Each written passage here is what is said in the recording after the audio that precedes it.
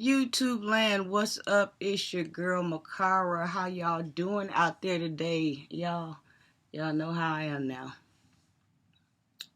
Don't play. But anywho. So it's your girl here from Cougar's Closet, right? And so look, today I am recording in a fuzzy type of tone. It's not fuzzy. I don't look at it as fuzzy. I look at it more as cozy. And so what I'm doing here, I'm testing all my cameras. And so this is just a regular camera, but it's okay. I like the look. It's a cozy, fuzzy, warm look. So we'll run with this. It matches my hair. So we'll go with this. So my title tonight and my story is called The Musician I Miss.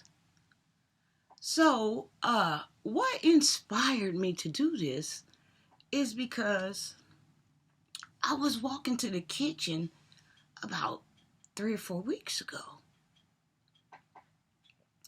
And I was walking to the kitchen, everything was quiet, everything was sound. And I was headed to get my phone off the counter because I was going to enjoy myself. And I enjoy myself by listening to Pandora's Box or YouTube music. So as I was coming around the corner, I heard him in my voice. In my ear. I'm sorry, I heard him in my ear. James Ingram. I heard him. And what's crazy is he was singing the song that I love. So I said, well, maybe he knows how I feel about him, about that song. And so as I was going to the kitchen, as I was saying, he was singing my favorite song in my ear. I'm walking, everything sound. As soon as I hit the counter, get ready to reach for my phone. The deeper I go, the harder I love. Can't stop it. There's nowhere to run, there's no place. He came in my ear, he sung my favorite song. So I said, okay, well, let me find my favorite song of his.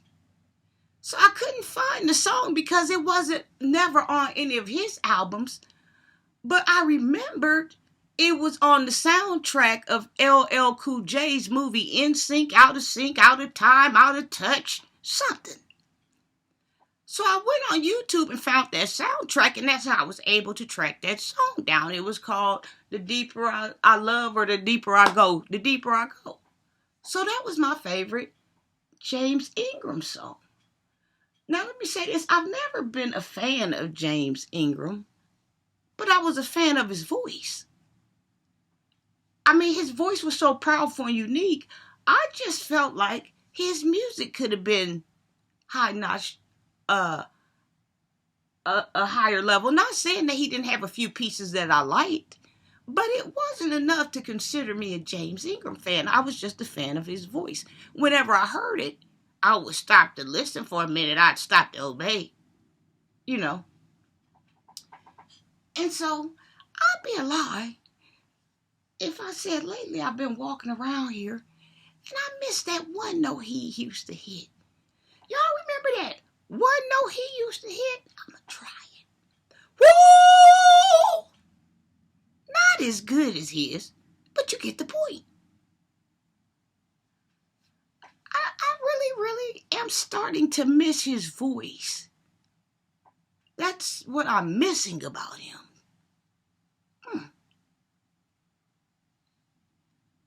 And so it's crazy, right? Because I had wrote this piece, like I said, 3 weeks or a month ago or something. And I kept putting it off. And I kept putting it off. And I kept putting other pieces before it. And I know why I did it.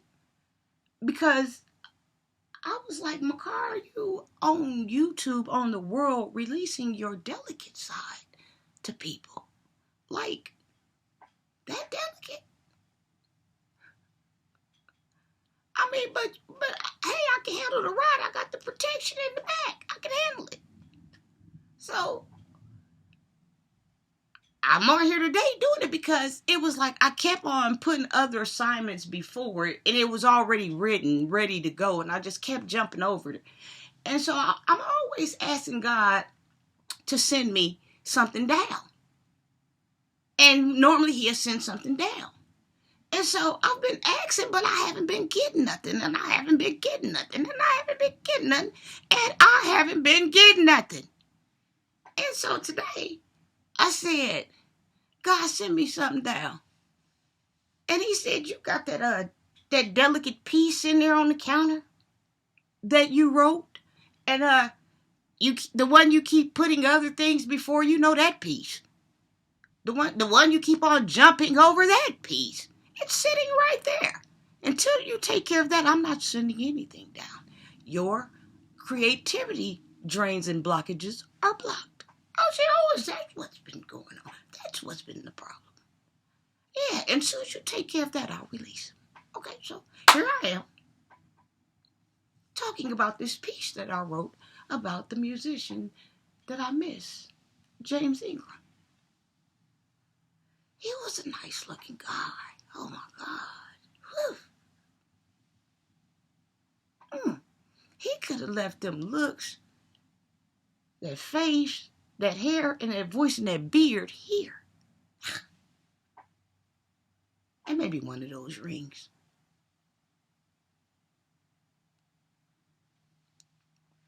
Yeah, so that's where I'm at right now. And I think that's why I've been in my feelings, because I know that I am entering my delicate side, and like I never do this. Like I've been showing my vulnerable side, I've been showing my caring side, I've definitely been showing my who is that one chick?